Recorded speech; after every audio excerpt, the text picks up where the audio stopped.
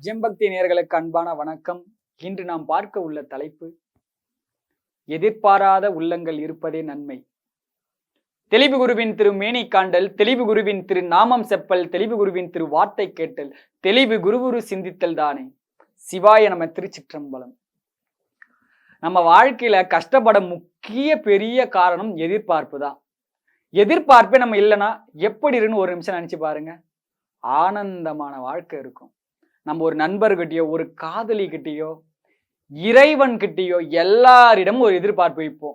பக்தி வைத்தா இறைவன் எனக்கு இது செய்வாரா, அதை செய்வாரா. காதல் வைத்தா இந்த பொண்ணு நம்ம கடைசி வரைக்கும் இருப்போமா, நண்பர்கிட்ட இவன் கடைசி வரைக்கும் உண்மையா இருப்பானா. எப்படி எந்த உறவு போனாலுமே எதிர்பார்ப்பு இருப்போம். அந்த எதிர்பார்ப்பே இல்லைன்னு வச்சுக்கோங்களேன், எப்படி இருக்கும்? எந்த எதிர்பார்ப்புமே இல்லை. அவன் எதை செய்தாலுமே நீங்க கவலைப்படக்கூடிய மனசு இல்லை.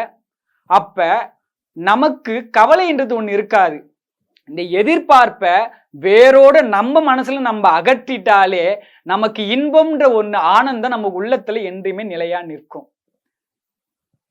திருச்சிற்றம்பலம்.